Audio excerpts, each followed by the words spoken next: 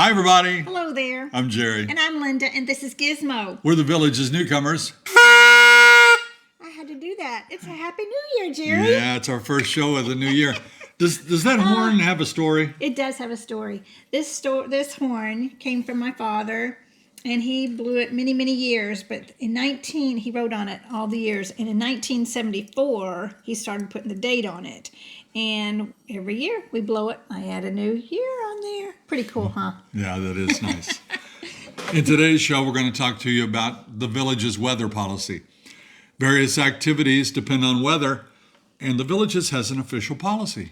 We're also going to talk about tips for going to and getting from the airport to the Village's if you don't want to drive.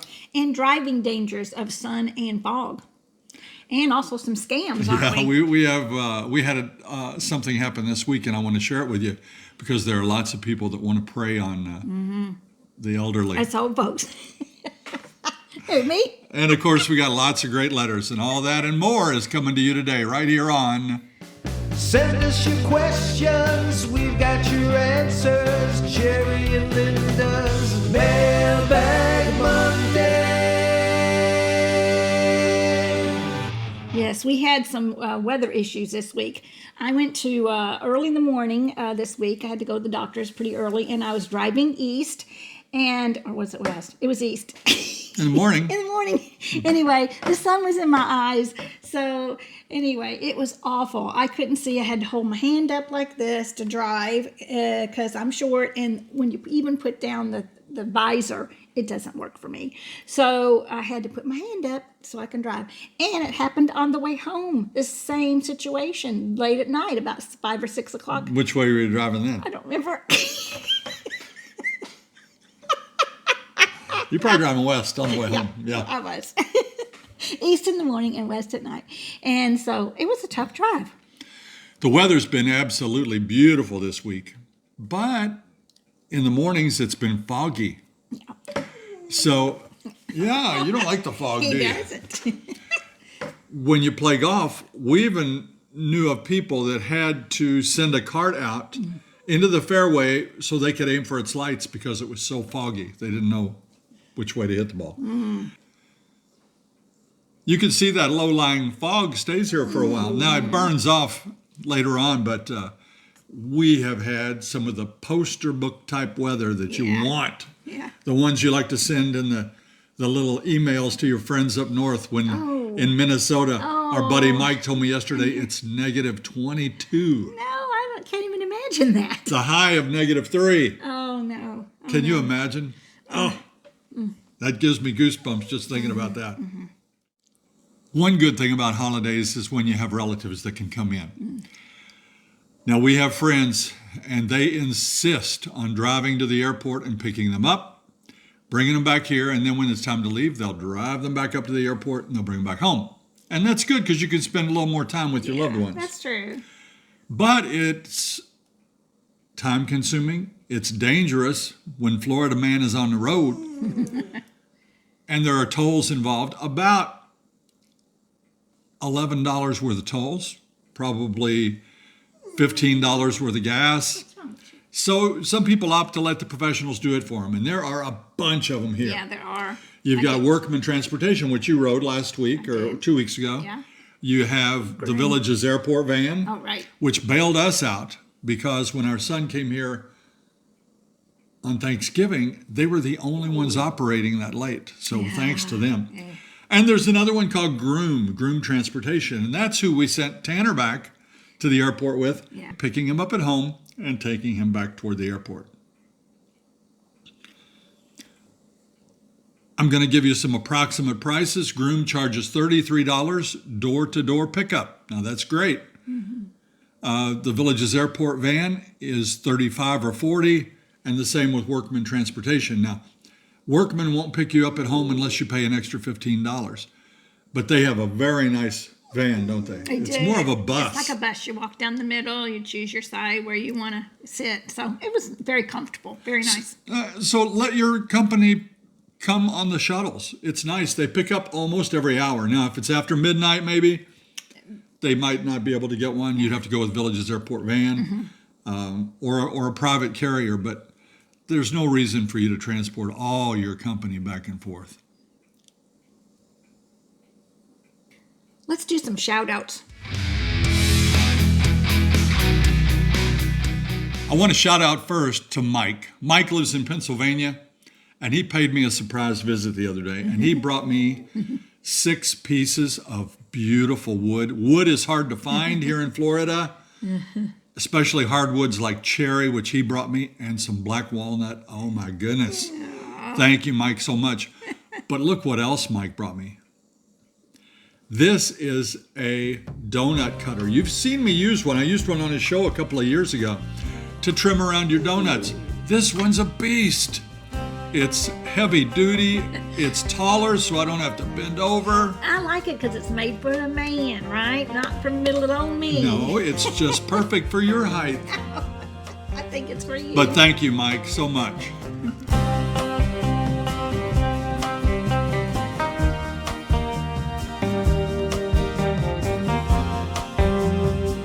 And remember that we told you guys about that meteor shower a couple weeks ago? Well, Jan lives in Cheyenne, Wyoming, and she took these pictures. Check these out. Pretty good for amateur photography. Unless you're a pro, Jan, I mean to insult you. And here's a photo of Tom and Shannon along with their beautiful dog, Riley. You might remember a long time ago we told you about them. And Riley is a beautiful dog that is their ears. Riley hears, and they have a blog about that. It's a wonderful blog. Really, really good. Thank you, guys, and you're looking awesome in your T-shirts there. Mike and Molly wrote to us and asked if there were any bagpipers in the villages. There's a picture of Mike in his bagpiper uniform, costume, whatever. Back where I used to teach and where all of our sons went to school, they were the Highlanders, and they had bagpipers in the band, so it's really cool. But thank you, Mike and Molly. You're looking good there, Mike. And I think there are clubs for bagpipers. You know, we love our international viewers, and we bumped into a couple, Mary, Lisa, and Jim from Belgium. Wow. They're working in Belgium, and cool. we saw them. I think we were walking down the sidewalk in Brownwood and bumped into them. But Steve and Jim up in Minnesota watching, and they're Jerry and Linda T-shirts. Awesome. And Gabby loves watching Gizmo. On the TV? I didn't say it this time. I won't. Can't make me. Matt and Sue sent us this picture, and they had a request for Linda's meatloaf recipe, and she sent that out to those of you that wrote emails. Yeah. I love it. She doesn't. Well, she's very shy about her cooking. I am. She's afraid that when you try it, you won't love it. And I will. I'll think, oh, no, they won't will like love that. But, you know, sometimes I tweak it up a little bit. Sometimes I'll add a little celery. don't tweak it. I do. I'll Don't tweak it. No tweaking. She gets the perfect recipe. The other night, she made a pizza from scratch. Oh, my goodness. It was the best pizza in the world. The best I've ever had. Honest to goodness, the best pizza I've ever had. I had it for breakfast this morning. He did. He I had really leftovers did. for breakfast. And I said to her, oh, man, we should make this pizza once a week. And she goes, yeah, I'm going to change it up. No, don't change it up. Please, don't change it. It's perfect. I won't change it. Roger and Christine sent us a little video. And we are the Petersons. We just want to thank you, and we love you, Jerry and Linda and Gizmo. Wishing you a Merry Christmas. And a very happy New Year. See you when we get there. Bill and Doreen from Bellevue, Florida, wrote about tater and butter enjoying the show. Yeah, I put the words tater and butter, but I don't know if it's tater and butter or butter and tater, but you like some butter with your tater anyway. I do like lots of butter on my tater. Eddie and Linda visited the villages. They're from Wichita. Said they had a great time. Marilyn is a top viewer, and her dog Ripley loves Gizmo. Everybody does. And Bob, thank you. Bob sent me this to wear when Bama plays against Benedict Kelly's team. Oh, Jerry. Thank you, Bob. Love it. And what a team Alabama has. Jan and Steve stopped by with a plate of cookies and peanut brittle. Oh, the best peanut brittle ever. She brought us some last year too. It doesn't last long though, Janet. The bag I'm so the bag is a sorry. little small, Janet. Go with the bigger bag next year.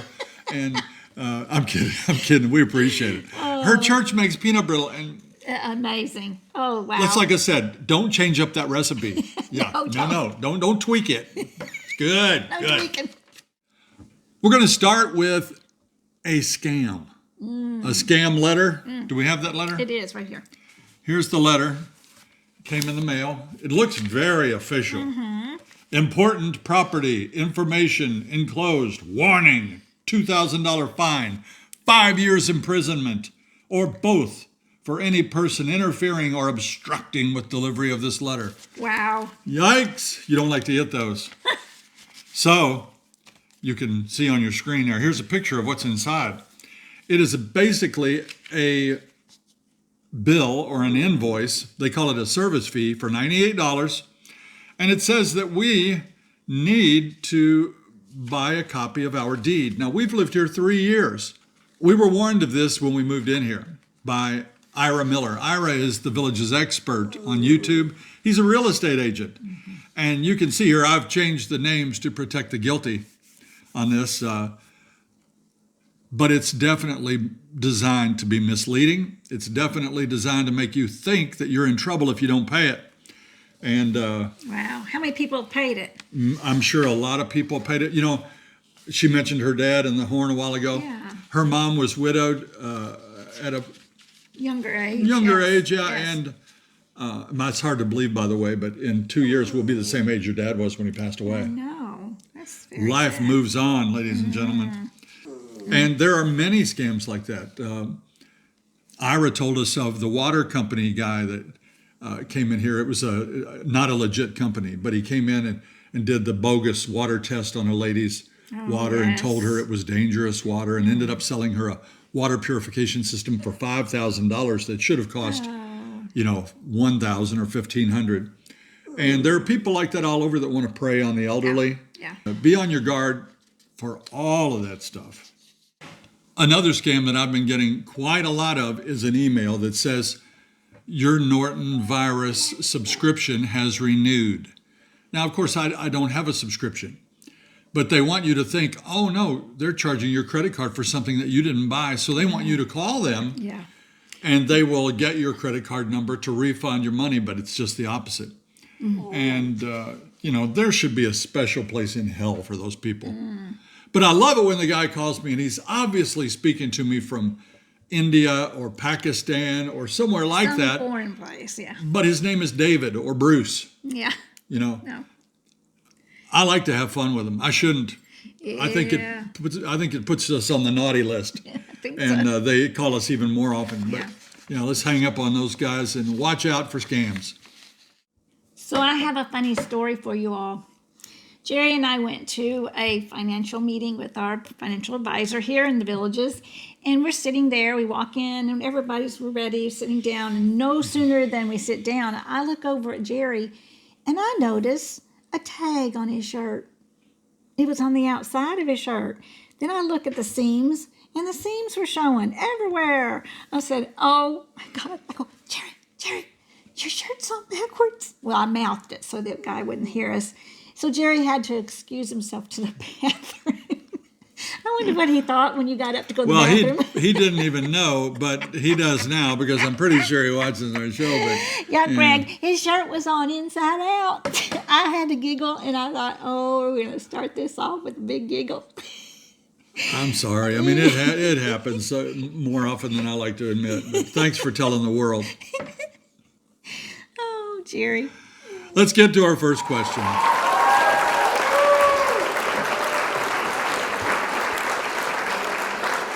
Big Rob writes this question. We're moving down in the next month. Wondering if you can keep a second refrigerator in the garage, or is the garage too hot? Well, Big Rob, we have a freezer in our garage. The people that lived here before us had a refrigerator, so it worked for them. Mm-hmm. We know lots of people with refrigerators in their garage. Mm-hmm. So, although I did some research, and there are some freezers and refrigerators that are said to be garage ready. Oh, really? So they may have a little extra insulation or something. I don't know. But ours works. I'm not saying yours will, but we have the freezer and it works. Yeah. And we know other people that do. And lots of people have outdoor lanais where they'll keep a refrigerator. And it seems to work fine. And believe me, it gets hot out there too. It sure does. We had a second question, very similar. This one's from Katie. Katie says, my parents lived in a Del Webb community in Arizona. They had a space for an upright freezer in their laundry room right off the kitchen. I hate the idea of keeping a freezer in a garage in such a warm climate. Is there space in the laundry room or pantry of any of the villagers' floor plans for a freezer indoors? Katie, I'm sorry to tell you that no, we don't know of any. I'm sure there are some specially designed homes, like the ones that would have a safe room or an extra super duper big pantry where you could do that. But our laundry room, no way, no how. No, it's just a walk-in hall. Our pantry is a closet. No way you could put a freezer in there. How about the basement? We don't have any basements. No basement. So it's pretty much going to be the garage or your living room Or lanai. or your lanai. So no built-in spaces. If you built your own home, though, I think on the inside you can adjust rooms, so you might be able to do it if you're building a home. Kent asks about mosquitoes, more specifically, those dreaded little boogers called Noseeums. Noseeums. Well, the truth is, Kent, we haven't seen them. Because of Noseeums. Yeah. But we don't have an outdoor lanai, and we don't hang outside after dark. They do make special mesh for the bird Bird cages. Bird cages. for the bird cages that keep out Noseeums. Yeah. And you can put eucalyptus oil or some other commercial oils on that deter them. They said there are 5,000 varieties of Noseeums. Isn't that crazy? They're 1 millimeter Oh my goodness. to 3 millimeters, and that is tiny. Wow. They're also called biting midges. You might know them in other areas of the country as a biting midge. They're little tiny things, and I have seen them, but we have not been bothered by them, luckily. This is from Marge. She loves our show. And how do you hang pictures on block cement walls? She's moving in January and she needs to know. Marge, that's a little misconception about these homes. They are block and stucco construction. Those are the exterior walls. The interior has studs and drywall, so you can hang pictures on there just like you would at your home anywhere. The lanai, however, is concrete block on the exterior portion of the walls. And there you would need to drill and use an anchor to hang your pictures. In the lanai. And they have some super duper adhesives. Maybe you could do that, but usually a drill and an anchor is what you do. But don't worry inside your house because you have drywall. Mike wants to know if we can plant privacy hedges. His first part of his question is, can you do that in the back of your property? Because, there are kissing lanais, and lots and lots and lots of people do that. There are privacy hedges galore, especially on interior lots. Yeah. So you don't see into somebody else's kitchen while you're in your kitchen and so forth. And then he wants to know, can you do it on all three sides? The short answer to that would be yes, but on the sides of most homes, you may only have 5 feet. Now, corner lots could have much bigger. Yeah. You could put whatever you want. So you're supposed to get a landscape plan approved, and you get that approved and put it in. Let's say you put it in and you put it on the property line. It's not supposed to be. Are you in trouble? No. But they could someday come and tell you, hey, that's a variance or that's an easement, and you're going to have to move those plants or you'll be fined. So that's all that would happen. You would have to move them. Or the electric company or the gas company or someone would come in, cable TV, and they move them for you. If you follow our channel, you've seen letters from YouTube Critic. And the YouTube Critic, and I'm still not sure if that's a man or a woman. I'm going to assume it's a man. Men tend to be more critical, don't we? I think so. But you've heard this question before a long while back, and we played it off as a kind of a jokey type question, but it's not a joke to YouTube Critic because he really has one of these. He has a question regarding pets. Our pet is a pot-bellied pig. Oh. He said that statement usually gets people's attention. Yeah. The breed we have is a Juliana. It's our second one. His name is Arnold, named after Arnold Ziffel Yeah. from the TV show Green Acres. I remember Arnold Ziffel so well. He's 16 inches tall, weighs about 38 pounds. He's better behaved than most dogs and cats, house trained, and walks on a leash. At first, people are a bit skeptical, but once they get to know him, they fall in love with him. My question is, would he be allowed in the villages and would he be accepted by neighbors? That is a great question. I'm going to tell you, I don't think that the letter of the law would allow it.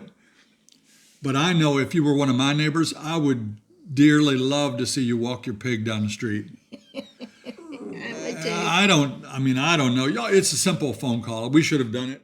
Kathy wants to know, do the villages allow Rottweilers or pit bulls or dogs of that nature?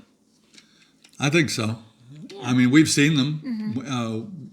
But of course, like we said before, we don't think there is a pet police that comes running around looking for Arnold Ziffel and your pit bull. We've seen them, and we know that they can be gentle and they can be lovely dogs. I'm still frankly nervous about Gizmo. I mean, he is as friendly and loving as you're ever going to find a dog. But if he does nip somebody, have you noticed on your insurance when you re-up your insurance, sometimes they'll ask you questions like, do you have a dog? How much does it weigh? Has it ever bitten anyone? I imagine if you have a pit bull or a Rottweiler, that's going to raise some flags. And if they ever bite somebody, forget about your insurance and get out your wallet. Tom says, you've said there are many villagers from Canada and the UK, that's United Kingdom, and other places living in the villages. I've watched House Hunters International and saw you need a work visa to live in those countries, and they're temporary. How are people from other countries allowed to move to the United States and retire here? I called a real estate agent and asked that question because they deal with people moving in all the time, and found that there are many, and we know Canadians, and we love our friends from the UK. And I told you about the folks from Belgium in the letter earlier. Sure. So there are many people from other countries that are here. Australians we've seen. I wonder how our old buddy Rick's doing. Oh, yes, I remember him. Hope you're doing well, Rick. Yeah. And he comes and goes from Australia. Yeah. We learned from the agent that you've got to stay less than 6 months, and you've got to retain your citizenship in that other country, or things happen. I'm not sure what exactly, but yeah, they come. They usually stay less than 6 months. And as far as the visa goes, I'm not sure about that, but they probably have some sort of legal document that tells them they're allowed to travel. But they do it all the time, Tom. Tom also asks, are you worried about flooding and soil becoming so saturated, if not now, but 20 years or to 30 years from now? Are you worried it could affect the value of your home or what is left of your kids? Couple things, Tom. Number one, my kids are all going to have more money than us anyway. They're not going to need anything we have, I don't think. I'm very proud of my kids, and they're doing well. 20, 30 years from now, I'm not even going to know where my shoes are. I mean, I'm not going to be worried That is so true. about the value of our home in 20 or 30 years. Florida's been here a long time. I don't think anything's happening drastically quickly enough to really change our way of life, but it is a concern. I mean, we're worried about, is the water ever, drinking water, ever going to run out? My father, he was a killjoy. You know, he loved to say, you're moving to Florida? Florida's going to be underwater, son. It's going under. He did say that. But we don't foresee that happening anytime in the near future. We're just going to hang in there, cross our fingers, and enjoy what we got left. Patty wants to know if we miss the trees and the foliage from back in Indiana. And she also wonders if we feel that Florida is too flat. Florida is flat. It is. It is really flat. I mean, Mount Britain is the tallest hill. That's 345 feet. That's a pimple in Indiana. Yes. You know, we have a lot of big hills, and they're beautiful. We used to drive down between those, what we call the knobs, all the time, and it's gorgeous. And you're looking down at Louisville, Kentucky. Yeah. There's no really good vistas here. You know, hole number 3 up at Volusia Golf Course is beautiful. Yeah. Mallory Hill has a decent view, but not what you would really call a view. Not at all. and the fall foliage is beautiful. We miss that. We do. Do we want to trade this warm weather and the life we have here for the fall foliage and then the raking of the fall foliage? No, we don't want to do that. Charles writes, are there people that buy homes and rent them out before they move into the villages? And It's very common. Yeah. Very common. People in their 40s even have bought homes here and rented them out until they were of age or financially ready to move down full time. In fact, we asked one of those to write an answer to that question for you, and I'll read that to you. This is from Chad. Chad was in one of our shows probably a year ago or so. Yeah. He's on the front picture going, "Ooh," he's showing off that big bicep. He's a bodybuilder. great guy. Him and Jennifer are wonderful. Yeah. And he wrote this answer for you. We have a house in Spanish Springs that we rent out on a short-term basis with a property management company. He also owns a home in the newer section, south of 44, that they rent out on a long-term, and they manage that themselves. You can make more money on a short-term rental than on a long-term, but there are a lot of things to consider. You'll probably need a property management company. And he goes on to write that he pays 18%. Oh, That's a lot. that's quite a bit. And when they're earning that money, they earn it. But if you would have, say, a 3-month rental, I don't think there would be a lot of things for them to do. And let's say it was during winter season. We had friends that rented Sure. $5,000 a month.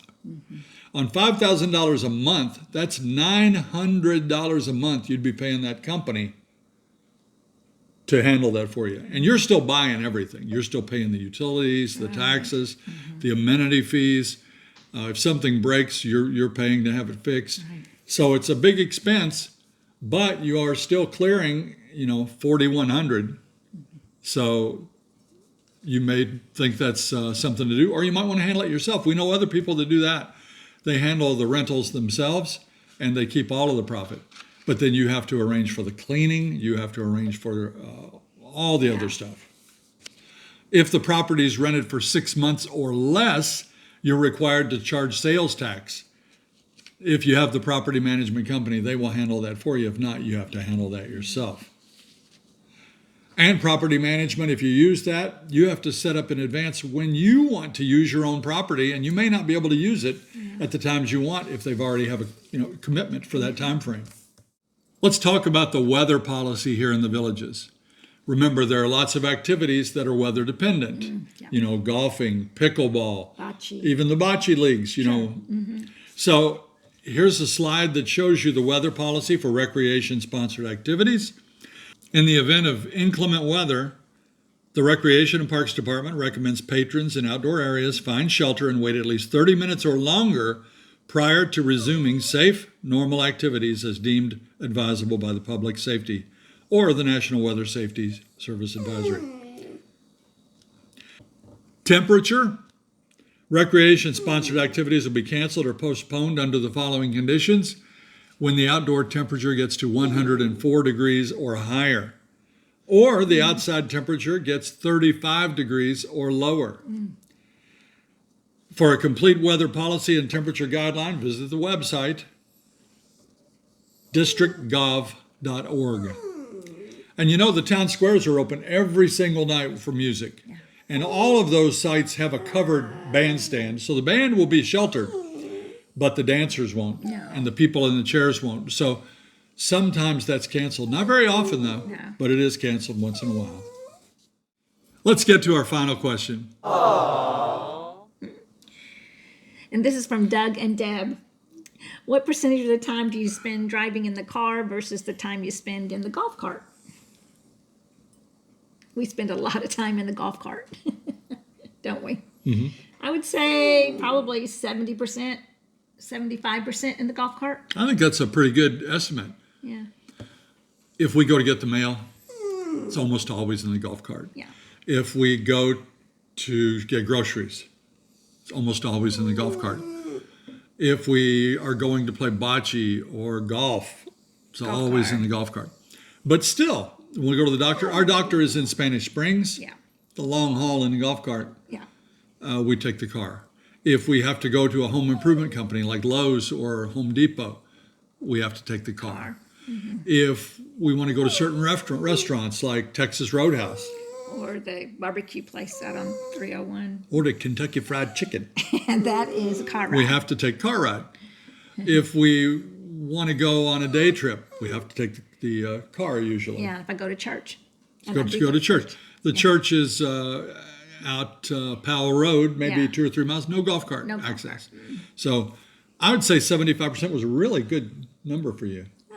There you go. It's that time, the time that many of you tune in for. And you've been pestering us for the last half an hour that you are ready. Take it away, Gizmo.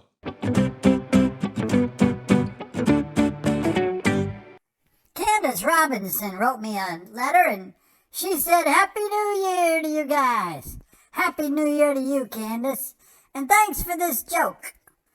Why was the snowman in the grocery store rummaging through the carrots?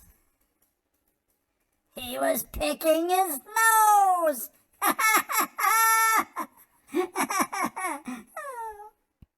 Daddy might not like this one, because he just spent $100 for a new belt. It doesn't even fit. I told him, that's a huge waste. Huge waste. Get it? Hey, if you have any jokes for me, send them in, please, and I'll try to put them on the air. Bye!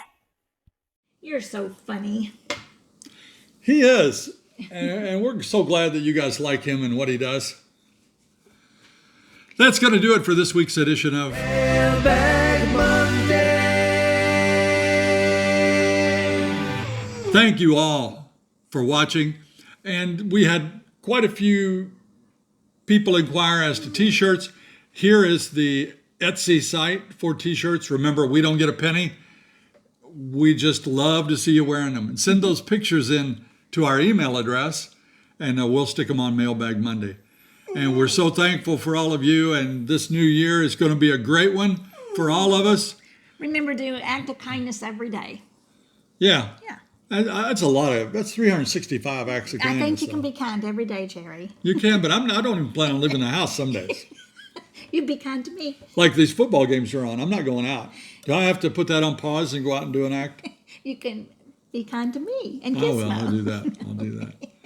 Well, speaking of that, let me ask you all. Alexa, who's the greatest football player of all time? That's right. Based on performance, Tom Brady. is the best NFL player of all time. In his 22-year career so far, he has thrown for 79,200. All right, Alexa, stop. Thanks for everybody for joining us today. We always appreciate it. If you liked our video today, please press that like and subscribe button. Until next time. See you when you get here.